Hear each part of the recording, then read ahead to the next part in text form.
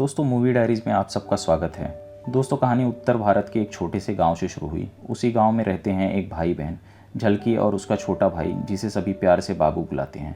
झलकी भी दुलार से उसे बाबू बुलाती है। जब भी बायोस्कोप वाला आता तो दोनों भागकर उसे देखने चले जाते।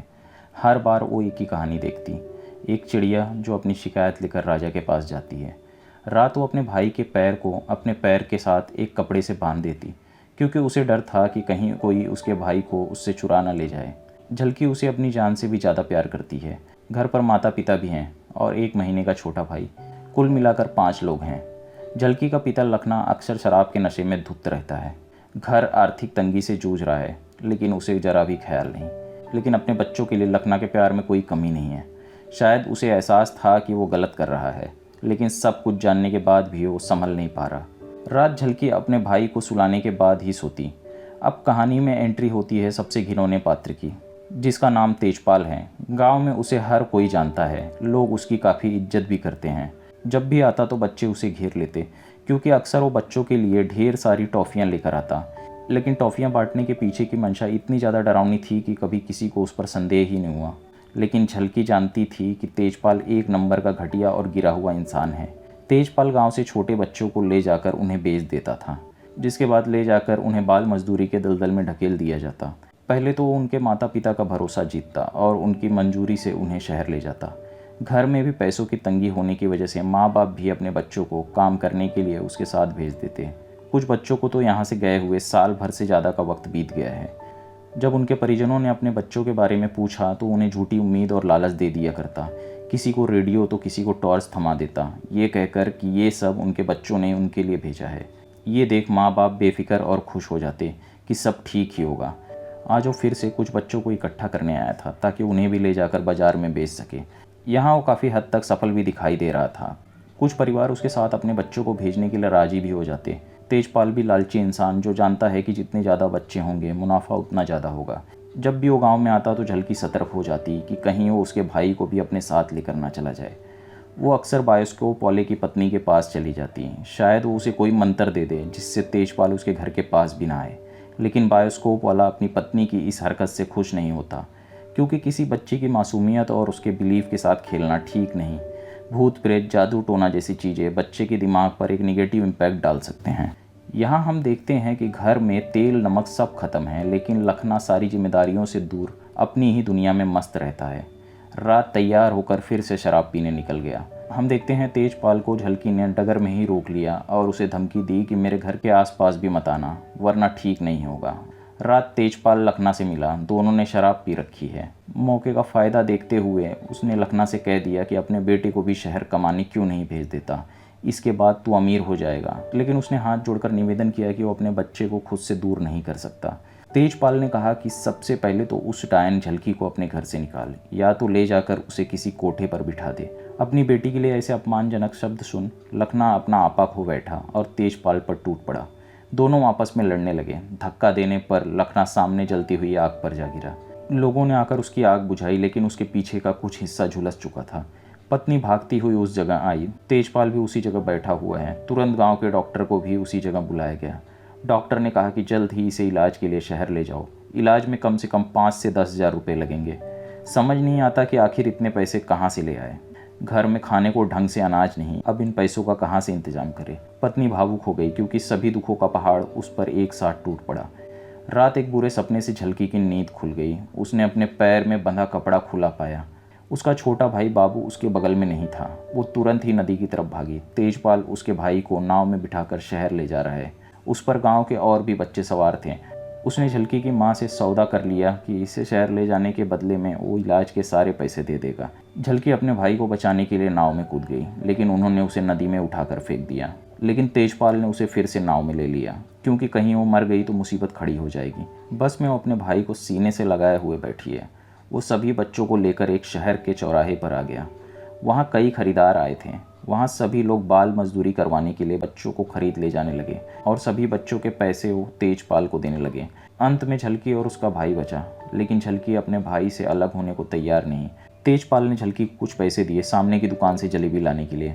वो किसी तरह डर डर कर उस दुकान तक गई, लेकिन जैसे ही उसने पीछे मुड़कर देखा उसका भाई वहाँ नहीं था।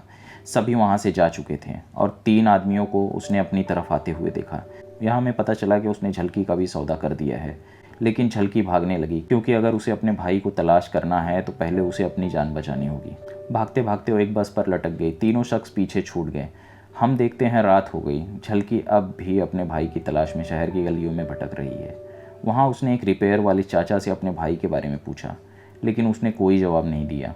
एक रिक्शा वाले से भी पूछा, लेकिन कोई जवाब नहीं, क्योंकि शायद किसी ने भी उसके भाई को नहीं देखा। यहाँ एक कच्चे मकान में हम बाबू को बाकी बच्चों के साथ देखते हैं। रात उसे तेज की भूख लगी। वो उठकर यहाँ वहाँ कुछ खाने की तलाश करने लगा। तभी उसके हाथ से खाली बर्तन छूट नीचे गिर गया और तेज आवाज़ सुन एक शख्स भीतर आया। उसने बाबू को 2 थप्पड़ जड़ दिए और मना किया कि अगर वो रोया तो वो और मारेगा। बाबू खुलकर रो भी नहीं सका। ये दृश्य हमें भीतर से झकझोर देता है। बाबू ने अपने आंसुओं से पेट भर लिया और फिर से जाकर उन्हीं बच्चों के बीच सो गया। यहाँ अंधेरी रात में सड़कों पर भटकते हुए झलकी को बस अपने ही भाई का ख्याल आ रहा था। दिन भर अपने छोटे भाई के साथ हंसना खेलना, सभी दृश्य एक के बाद एक उसके सामने आने लगे। सुबह वो नुक्कड़ पर उस जलेबी की दुकान पर गई।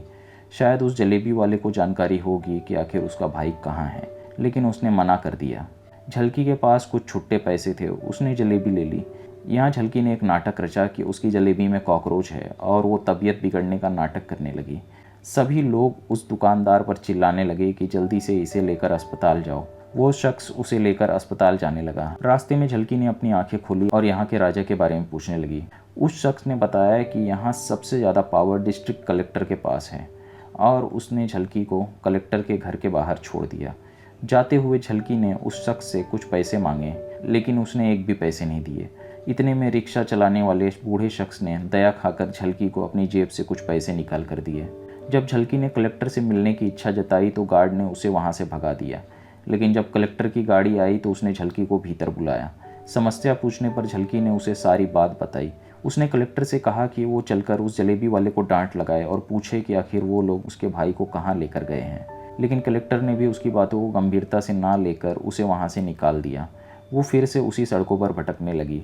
हम देखते हैं बाबू डाई मिल में काम करता है। अगर 1 मिनट के लिए भी वो आराम करने बैठ जाता तो कोई ना कोई आकर उसे थप्पड़ जड़ देता। झलकी उसकी तलाश में रात भर सड़कों पर भटकती रही। रात थक कर वो एक जगह सो गई। तभी 2 शख्स आए और उसे बेहोश कर एक बोरे में भर अपने साथ लेकर चले गए। उसके बाद एक घर में ले जाकर उन्होंने बोरी रख दी। दोनों शख्स उसे रखने के बाद वहाँ से चले गए। झलकी को होश आया तो वो किसी तरह बोरी से बाहर आ गई। घर में थोड़ी ऊपर दीवार पर एक बड़ा छेद था। उसने उस छेद से निकलने को सोचा, लेकिन तभी दोनों शख्स वापस आ गए और झलकी वहीं छिप गई। उन दोनों ने खाली बोरी देखी। उन्हें लगा कि शायद वो इस बड़े छेद से भाग गई होगी। दोनों फिर से उसे तलाश करने बाहर चले गए। झलकी भी मौका देख वहाँ से भाग गई। रात भूख भी जोरों की लगी थी, लेकिन पैसे ना होने की वजह से कुछ खा भी नहीं सकती।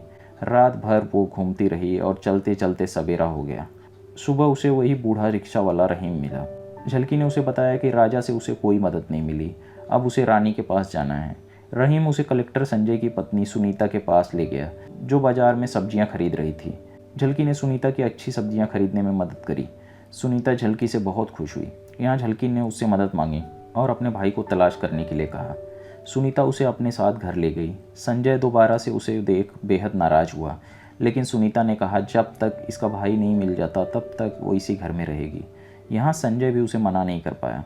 यहाँ हम अकेले में संजय और सुनीता को बैठा हुआ देखते हैं, जहाँ उसे समझा रहा है कि ये बहुत बड़ा नेक्सस है और इसमें बड़े खतरनाक लोग शामिल होते हैं, इसलिए झलकी के भाई का पता लगा पाना नामुमकिन है। लेकिन सुनीता कुछ सुनने को तैयार नहीं। उसने कहा कि किसी भी तरह से झलकी के भाई को ढूंढना ही होगा। झलकी घर के छोटे मोटे काम भी करने लगी, जैसे उनके बच्चों को स्कूल के लिए तैयार करना। आज जब झलकी ने अपने भाई के बारे में पूछा तो संजय ने उसे बिठाकर उसके भाई के रंग रूप के बारे में पूछा। उसने अपने दोस्त एसडीएम अखिलेश को फ़ोन कर इस बच्चे का पता लगाने को कहा। यहाँ रात हम बाबू को नींद में चलते हुए देखते हैं। तभी वहाँ बैठे हुए शख्स ने उसे पकड़ लिया। उसे लगा कि ये भागने की कोशिश कर रहा है, लेकिन डरा हुआ बाबू उसे यही समझाता रहा कि उसे रात नींद में चलने की आदत है। वो शख्स उसे भीतर ले गया और उसे बहुत मारा ताकि वो दोबारा से ऐसी गलती ना करे। यहाँ हम झलकी के माता पिता को ईंट भट्ठे पर काम करते हुए देखते हैं। लखना अपने छोटे बच्चे को हाथ में लिए अपनी पत्नी पर चिल्लाने लगा कि आखिर ऐसी क्या मजबूरी थी जो उसने अपने दोनों बच्चों को बेच दिया। यहाँ पत्नी बस उसे सुनती रही, क्योंकि उसने ये काम जानबूझकर नहीं किया था। उसे तो बस लखना के इलाज के लिए पैसे चाहिए थे। दोनों अपने बच्चों को याद कर फूट फूट कर रोने लगे। सुबह हम बाबू को फैक्ट्री में काम करता हुआ देखते हैं, आंखों में नमी और चेहरे पर लाचारी। हम उसके हाथों पर चोट के निशान साफ देख पाते हैं। जख्म अभी हरे थे, शायद रात की मार से उसे ये चोट लगी थी। एक बार फिर से हम तेजपाल को उसी गांव में देखते हैं। शायद आज वो फिर से बच्चों को ले जाने आया है। एक शख्स ने तो कहा भी कि मेरा बेटा 10 साल का हो गया है, इसे भी कमाने के लिए शहर भेज दो। यहाँ हमें गांव में रहने वालों की मूर्खता साफ दिखाई देती है, जो जाने या अनजाने में अपने बच्चों को नर्क की आग में ढकेल रहे थे। तभी लखना और उसकी पत्नी वहाँ आ गए। पत्नी उससे सवाल करने लगी कि आखिर उसकी बेटी कहाँ है। लखना एक बार फिर उससे मारपीट करने लगा। तेजपाल ने जवाब दिया कि उसे कुछ नहीं पता। तेजपाल ने कहा 8,000 रुपये जो इसके इलाज में दिए हैं उसे लौटा दे, तेरा बेटा तुझे वापस कर दूंगा। लखना और उसकी पत्नी के लिए 8,000 रुपये एक बड़ी रकम थी। ईंट भट्टे पर दिहाड़ी करके इतने पैसे नहीं मिलते कि जिससे वो अपना रोज का खर्चा चला सके और कुछ पैसे बचा कर भी रख सकें। ना ही इतने पढ़े लिखे कि जाकर पुलिस में तेजपाल के खिलाफ रिपोर्ट दर्ज करवा सकें। झलकी दूसरे दिन फिर उस जलेबी वाले के पास गई, क्योंकि वो जानती है कि उसे सब पता है। लेकिन उसने कहा कि रहीम के पास जाओ, उसे सब पता है। झलकी रहीम के पास गई। पूछने पर रहीम उसे एक जगह ले गया जहाँ पहले भी वो कई बच्चों को छोड़ चुका है, लेकिन उसे नहीं पता कि झलकी का भाई भी यहीं होगा या और कहीं। तभी उस घर से एक शख्स निकला और रहीम को धमकाने लगा कि दोबारा से अगर उसे यहाँ देख लिया तो उसे जिंदा जला देगा। दोनों वहाँ से चले गए। झलकी एक बार फिर से उस जगह गई। वहाँ उसने कुछ बच्चों को काम करते देखा, लेकिन उसका भाई वहाँ नहीं दिखाई दिया। लेकिन उसे यकीन है कि उसका भाई इसी इलाके में कहीं होगा। वो हर दिन उस इलाके के हर फैक्ट्री में छिपकर अपने भाई को तलाश करने लगी। हम देखते हैं वो अपने भाई को तलाश करते हुए एक फैक्ट्री के बाहर जा पहुंची। उसके अंदर एसडीएम अखिलेश एक चकिया नाम के आदमी के साथ बैठा हुआ था, जो गैर कानूनी कामों में एक्टिव है। चकिया ट्रैफिकिंग से लेकर स्मगलिंग के सभी काम करता है। तभी बाहर से एक शख्स झलकी को पकड़कर भीतर ले आया कि इस लड़की ने उनके घर के 3 कांच फोड़ दिए। अखिलेश झलकी को देखते ही पहचान गया। झलकी ने बताया कि उसका भाई इसी जगह है, लेकिन चकिया ने इस बात से साफ मना कर दिया। यहाँ झलकी ने एसडीएम अखिलेश को चकिया से रिश्वत लेते हुए भी देखा। अखिलेश उसे पकड़कर संजय के घर ले आया और झलकी पर चिल्लाने लगा कि उसका कोई भाई वहाँ नहीं है। यहाँ झलकी ने उसके रिश्वत लेने की बात वहाँ सबके सामने कह दी।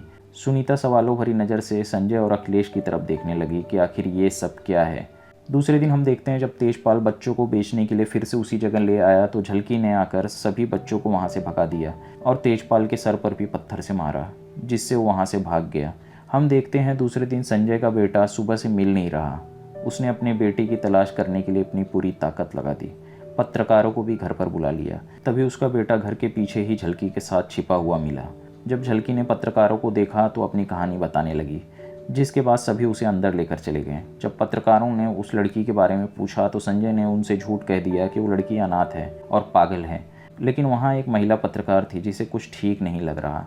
वहाँ खड़े रहीम ने महिला पत्रकार प्रीति से झलकी की पूरी कहानी बताई और बताया कि कैसे इस दलदल में हजारों बच्चे फंसे हुए हैं। दूसरे दिन प्रीति अपने कैमरामैन के साथ चकिया के फैक्ट्री में घुस गई, लेकिन इससे पहले ही चकिया ने सभी बच्चों को छिपा दिया। रात संजय से बहस होने के बाद झलकी घर छोड़कर चली गई। रात उसने सड़कों पर ही बिताई। सुबह रहीम ने उसे पत्रकार प्रीति से मिलवाया। यहाँ झलकी ने उससे अपनी पूरी आपबीती सुनाई। उसके बाद प्रीति डीएम संजय के दफ्तर गई और उस पर दबाव बनाया कि वो चकिया के ठिकाने पर रेड करे। संजय उसकी बात मान गया। अखिलेश 2 हवलदार को लेकर उसके ठिकाने पर पहुंच गया। चकिया को मजबूरन बाबू को सामने लेकर आना पड़ा, लेकिन बाबू कुछ बोलने को तैयार नहीं। चकिया ने उसे इतना ज़्यादा डरा दिया था कि वो कुछ बोलने को ही तैयार नहीं। उसने मना कर दिया कि वो झलकी का भाई नहीं है। चकिया ने उसे धमकाया था कि अगर उसने कुछ बोला तो उसकी बहन के साथ उसे भी मार देगा। यहाँ हमें पता चलता है कि अखिलेश ने चकिया को रेड से पहले ही इन्फॉर्म कर दिया था, जिसके लिए प्रीति ने उसे काफ़ी कुछ सुनाया भी कि ईमानदारी से काम करने के लिए हिम्मत चाहिए। लेकिन उसने अपना जमीर सब कुछ चकिया जैसे गुंडों को बेच दिया था। अखिलेश को खुद पर थोड़ी सी शर्म तो जरूर आई। प्रीति ने चकिया के खिलाफ मिले सबूतों को कोर्ट में पेश किया और चकिया के कोर्ट में पेशी हुई, लेकिन उसने जज को पहले ही पैसे खिला दिए थे, जिससे जज ने चकिया को बाइज्जत बरी कर दिया। झलकी की जज से एक आखिरी उम्मीद थी, वो भी ख़त्म हो गई।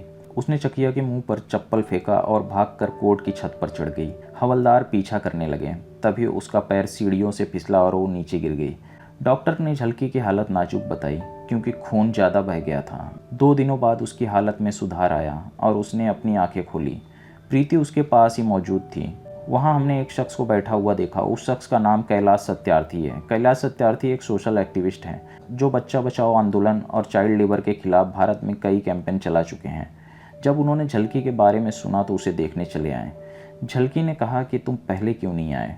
उसका कहा शब्द सभी को भीतर से झकझोर देता है। वहाँ खड़ी किसी के पास इसका कोई जवाब नहीं था। हम देखते हैं झलकी के भाई के साथ साथ और भी बच्चों को उस जगह से बचा लिया गया। अपने भाई से मिल झलकी और वहाँ खड़े सभी लोग भावुक हो गए। कहानी इसी दृश्य के साथ ख़त्म हो गई। दोस्तों, the dark side of chocolate एक डॉक्यूमेंट्री फिल्म है जो चॉकलेट इंडस्ट्री के पीछे के छुपे हुए सच को एक्सपोज करती है, खासकर चाइल्ड लेबर और स्लेवरी के इशू को। ये फिल्म अफ्रीका के आइवरी कोस्ट और घना जैसे कंट्रीज़ पर फोकस करती है, जहाँ दुनिया का लगभग 70% कोकोआ यानी चॉकलेट का मेन इंग्रेडिएंट प्रोड्यूस होता है। सरफेस पर चॉकलेट एक स्वीट और इनोसेंट चीज़ लगती है, लेकिन ग्राउंड रियलिटी काफ़ी डिस्टर्बिंग निकलती है। डॉक्यूमेंट्री दिखाती है कि कैसे 10 से 15 साल के छोटे बच्चों को कोकोआ फार्म पर काम करने के लिए मजबूर किया जाता है। ये बच्चे अक्सर माली और बुर्किना फासो जैसे गरीब देशों से लाए जाते हैं। उन्हें झूठे वादे किए जाते हैं जैसे स्कूल, पैसा और एक बेटर लाइफ, पर रियलिटी बिल्कुल उल्टी होती है।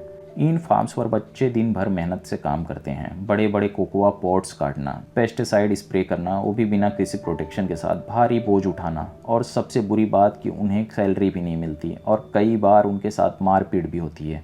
दोस्तों, अगर कहानी पसंद आई हो तो वीडियो को लाइक, शेयर और चैनल को सब्सक्राइब जरूर कर दें। दोस्तों, अगर मेरी वीडियो आपको पसंद आती है तो वीडियो को हाइप ज़रूर कर दीजिए। आपका हर हाइप मेरी वीडियो की रीच को बढ़ा सकता है। मिलते हैं अगले वीडियो में एक नए एक्सप्लेनेशन के साथ।